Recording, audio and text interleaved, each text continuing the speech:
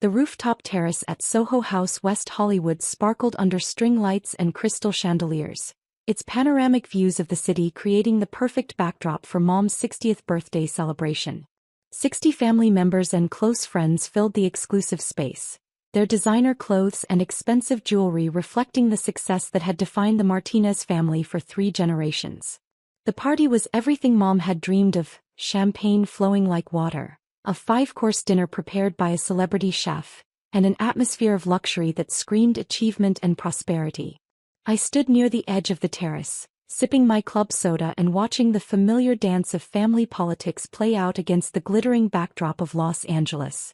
From this height, the city looked like a circuit board of lights stretching endlessly toward the horizon, each twinkling point representing someone's dreams, struggles, and aspirations. It was beautiful and overwhelming, much like the family gathering swirling around me. "Isabella, darling." Mom's voice cut through the ambient chatter as she approached, radiant in her custom Valentino gown. At 60, Elena Martinez was still stunning, her silver hair perfectly styled in an elegant updo, her figure maintained by the best personal trainers and nutritionists money could buy. She'd built Martinez Consulting from a one-woman operation into a multi-million-dollar firm that advised Fortune 500 companies on international expansion. "Happy birthday, Mom," I said, embracing her warmly. The scent of her expensive perfume, something French and impossibly complex, filled my nostrils as she air-kissed my cheeks with the precision of someone who'd spent decades perfecting the art of social interaction. "Thank you, sweetheart. Isn't this magical? I can't believe how many people came out to celebrate with us tonight."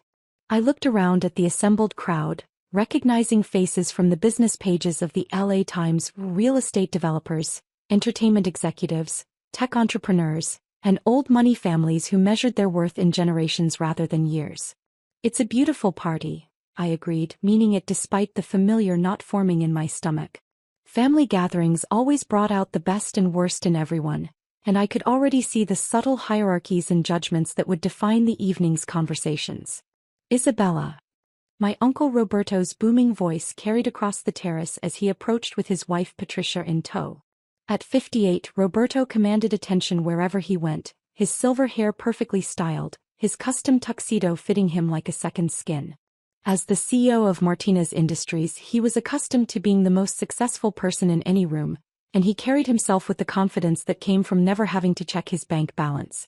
"Uncle Roberto, Aunt Patricia," I said, preparing myself for the inevitable interrogation about my life choices and career prospects.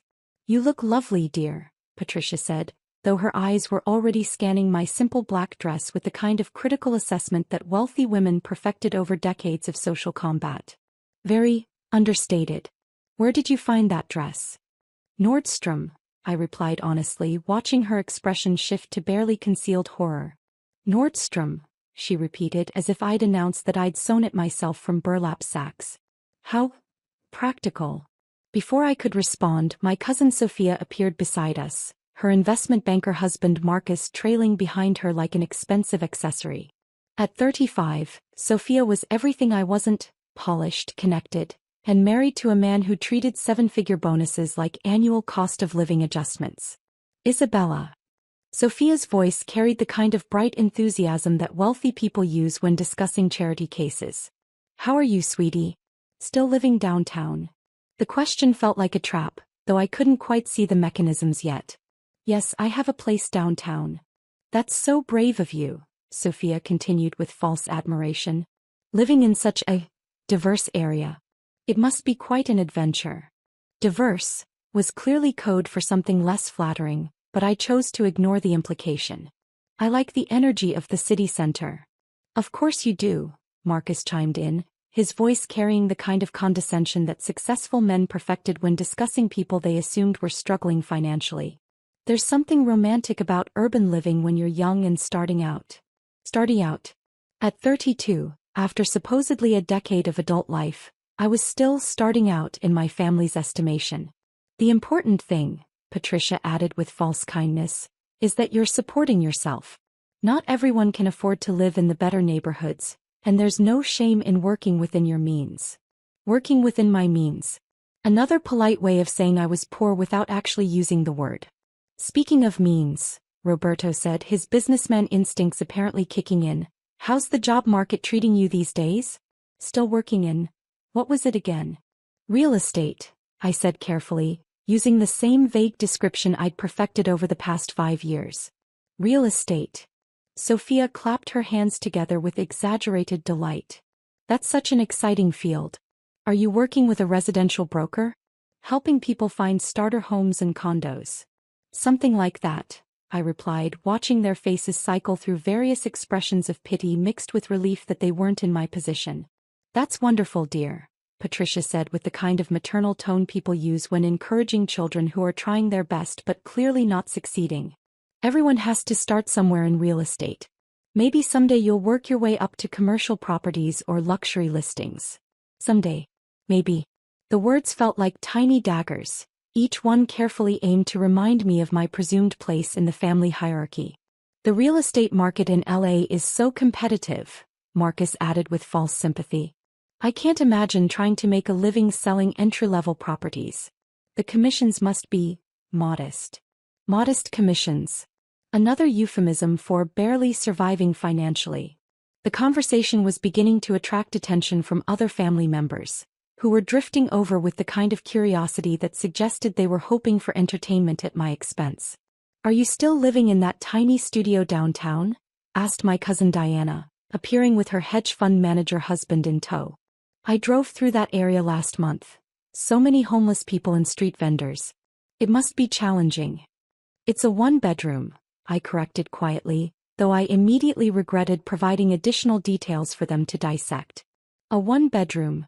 Patricia gasped as if I'd announced I was living in a cardboard box. In downtown LA? With all that noise and chaos? How do you manage?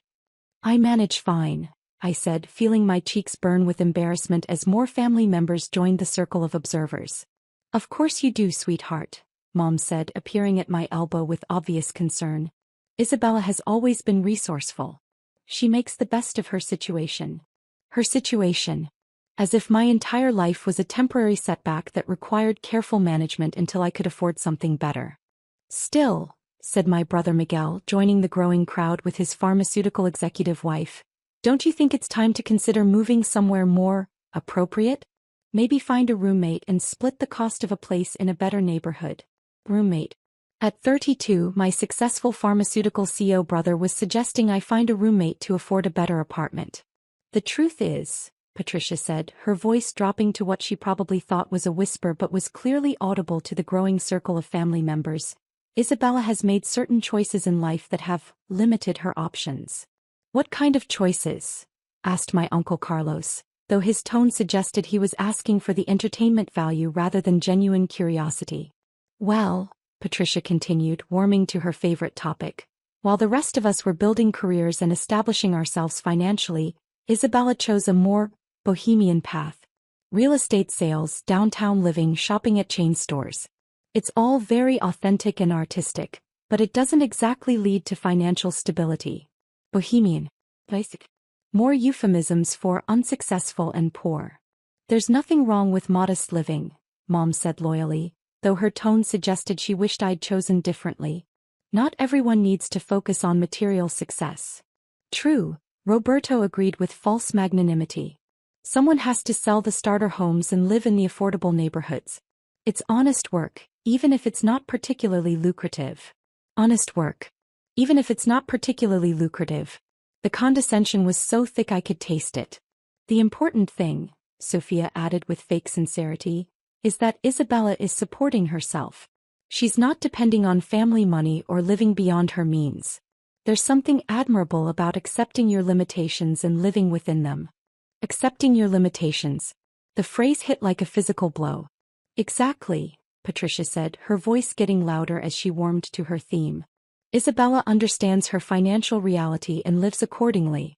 She doesn't try to pretend she's something she's not or live a lifestyle she can't afford. Though it must be challenging, Diana added with false sympathy, especially at family gatherings like this. Being surrounded by all this luxury when you're living in that tiny apartment downtown. It must make you feel. She trailed off, apparently unable to find a diplomatic way to finish the sentence. Feel what? I asked, though I was beginning to regret engaging with the conversation at all. Well, Patricia said, lowering her voice to what she imagined was a discreet whisper, she lives in that tiny apartment downtown. So embarrassing for the family. The words hung in the air like poison gas. 60 family members and friends continued their elegant conversations around us, completely unaware that I was being publicly dissected and found wanting by my own relatives. Embarrassing how? I asked, my voice barely audible. Well, when people ask where Eduardo and Elena's daughter lives, we have to say, downtown, instead of Beverly Hills or Manhattan Beach, Patricia explained with false patience. And when they ask what she does, we have to explain that she sells entry-level real estate instead of running a company or practicing law.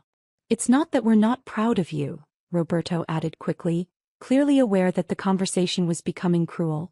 It's just that success in this family has always meant something more substantial. More substantial. Another way of saying I was a disappointment without using words that were overtly harsh.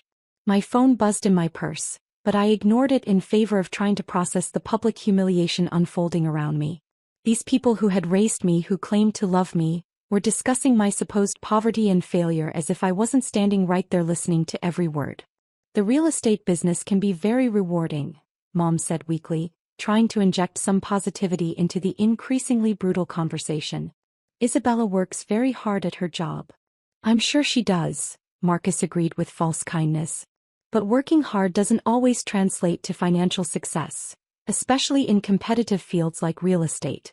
The commissions on starter homes and small condos can't be very significant. My phone was buzzing insistently now, but I was too mortified to check it.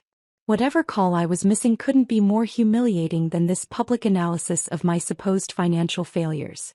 The important thing, Patricia continued, is that Isabella has found her niche.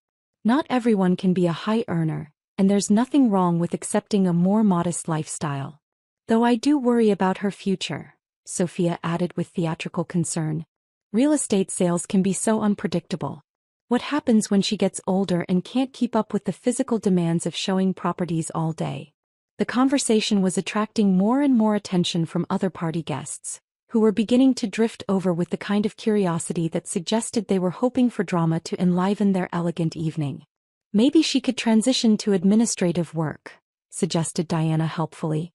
Property management or something like that. More stable income, even if it's not particularly exciting. Property management. They were already planning my career trajectory toward even lower-paying positions, apparently convinced that my current work was the peak of my professional potential. My phone was vibrating so aggressively now that several people were looking at my purse with curiosity. Whatever was happening, it was urgent enough to override my embarrassment.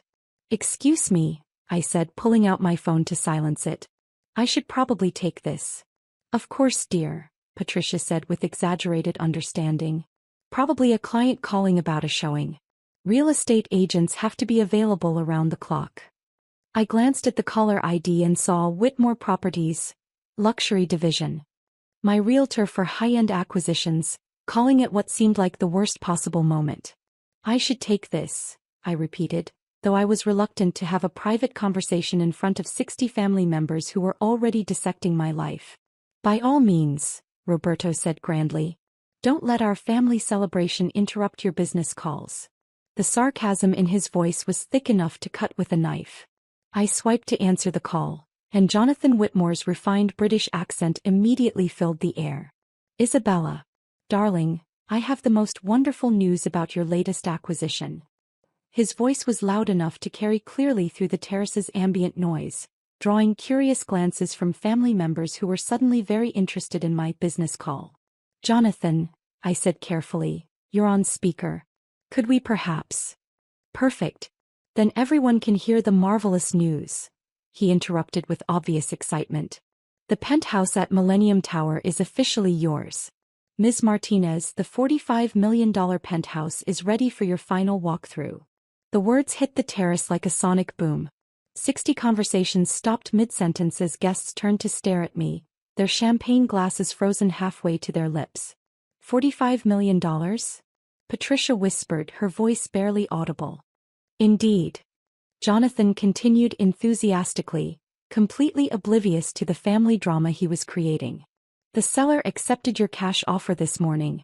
$45 million for the crown jewel of Century City, 12,000 square feet, private elevator, rooftop pool, and the most spectacular city views in Los Angeles.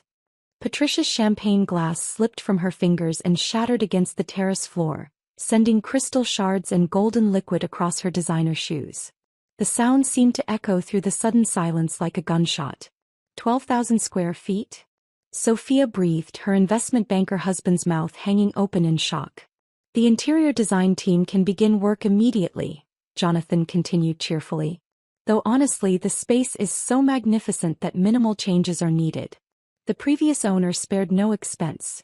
Imported Italian marble, custom millwork throughout, and a wine cellar that could house 500 bottles.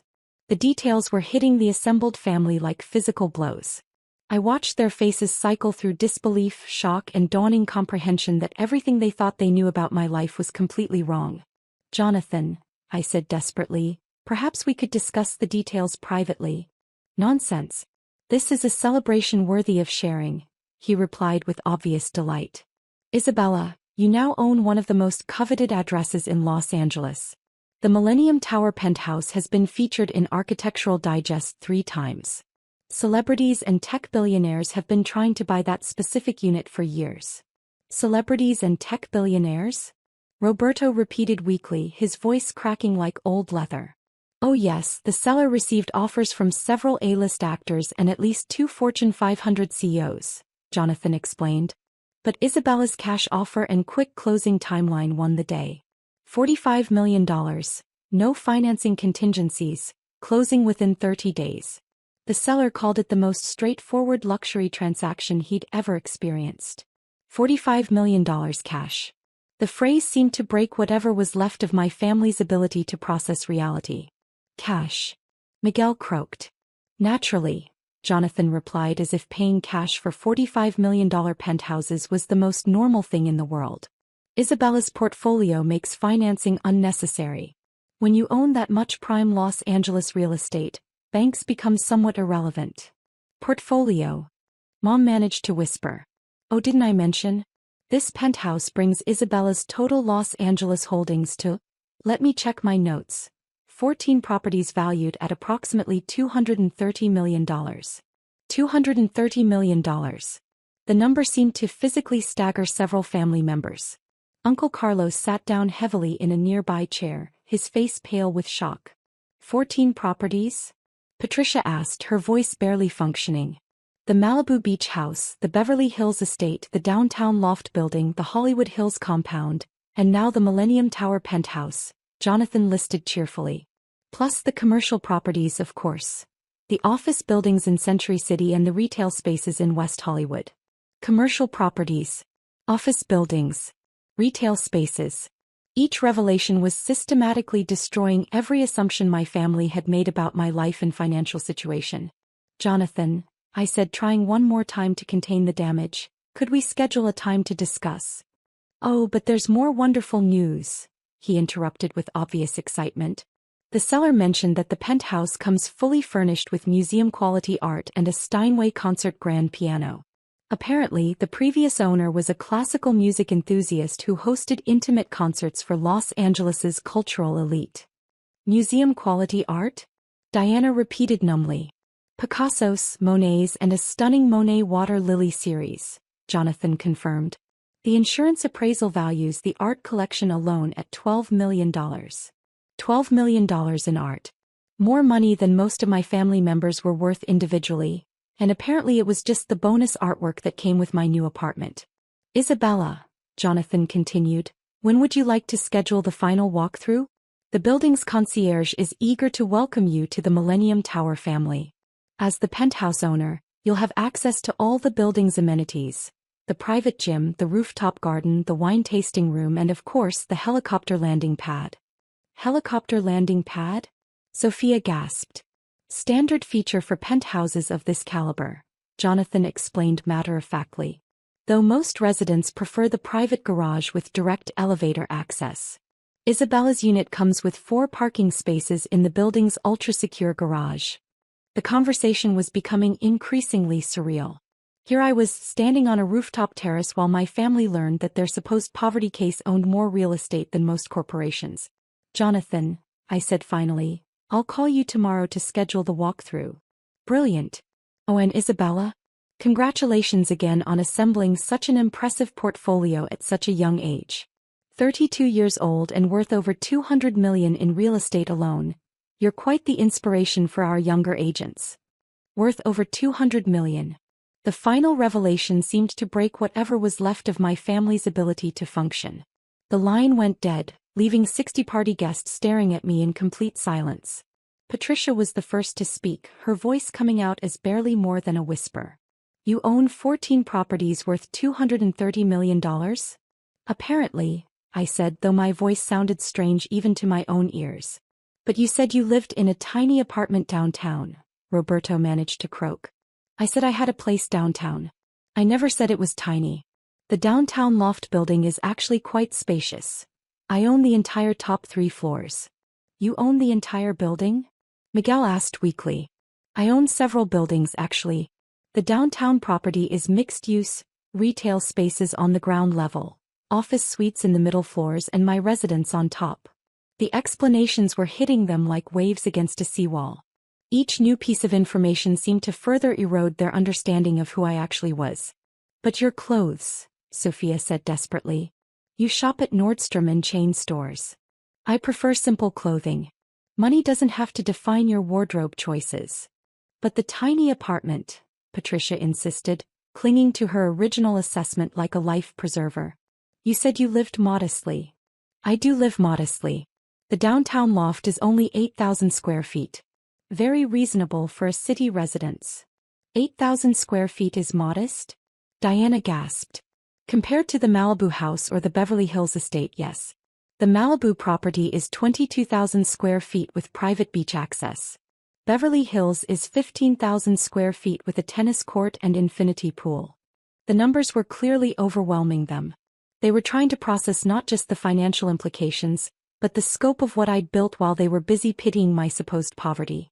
"Isabella," Mom said, tears beginning to form in her eyes, "why didn't you tell us?" "When would I have told you?" I asked gently. "During conversations about my embarrassing lifestyle? While you were explaining why I couldn't afford to live in better neighborhoods? While Aunt Patricia was discussing how my modest circumstances were shameful for the family?" The words hit the assembled crowd like stones thrown into glass. I watched my family grapple with the reality of their behavior, with the knowledge that they'd spent years treating a real estate mogul like a charity case. "We had no idea," Roberto said, his voice breaking slightly. "You had no idea because you never asked," I corrected.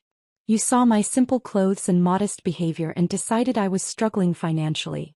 You made assumptions about my success based on lifestyle choices that had nothing to do with my actual wealth." "But why live so simply if you have hundreds of millions of dollars?" Carlos asked, genuine confusion evident in his voice. "Because money isn't everything. Because I wanted to see if my family could love me for who I am rather than what I'm worth. Because I believe in using wealth to create value rather than to impress people." The explanation seemed to resonate with some family members while completely baffling others. They were struggling to reconcile their assumptions about wealth and display with the reality of someone who chose simplicity despite having unlimited resources. "What do you actually do?" Patricia asked weakly. "If you're not selling starter homes, what's your real job?" I looked around at 60 family members who had spent the evening discussing my supposed failures and limitations, none of whom had bothered to ask about my actual work. "I develop luxury real estate," I said simply. "I buy properties, renovate them, and either keep them as investments or sell them to ultra-high net worth clients." "Like celebrities and tech billionaires?" Sophia asked, remembering Jonathan's earlier comments. "Among others. The real estate market at the ultra-luxury level operates very differently from traditional residential sales." "How differently?" Miguel pressed. "Well, for instance, the Beverly Hills estate I bought last year for $12 million, I sold 6 months later for $28 million after renovations. The profit on that single transaction was more than most people make in their entire careers. $16 million profit. On a single property sale." The number seemed to physically stagger several family members. "Isabella," Mom said, reaching for my hand. I'm so sorry. We all are. How can you ever forgive us? I looked at these people who had raised me, who had shaped me, who had spent the evening publicly humiliating me for living in what they assumed was poverty. There's nothing to forgive, I said, though the words felt complicated even as I spoke them. You made assumptions based on limited information. It happens. But we were so cruel, Diana said, tears streaming down her face. So dismissive and condescending. Yes, you were, I agreed. But you also taught me the value of hard work and the importance of not judging people by appearances. In a way, your assumptions motivated me to prove that success comes in many forms. What happens now? Patricia asked quietly, her earlier smugness completely evaporated. How you know the truth, I said. The question is what you do with it. We want to do better, Roberto said immediately. All of us. We want to understand your work, support your success, celebrate your achievements. I hope so, I said. Because despite everything, I love this family. But I won't tolerate being treated like a failure anymore. As the evening progressed and the shock of revelation began to settle, I found myself surrounded by family members who suddenly wanted to understand my business, my investment strategies, my vision for Los Angeles real estate development. The transformation was dramatic. From family embarrassment to family celebrity in the span of a single phone call. But more importantly, it felt like the beginning of honest relationships built on reality rather than assumptions. For the first time in 5 years, I was being seen for who I actually was rather than who they thought I should be. The tiny apartment downtown sat empty that night. All 8,000 square feet of it. A $200 million reminder that sometimes the most successful person at the party is the one everyone assumes can't afford to be there. After all, anyone can live in an expensive neighborhood. It takes something special to own multiple neighborhoods and still choose to shop at Nordstrom.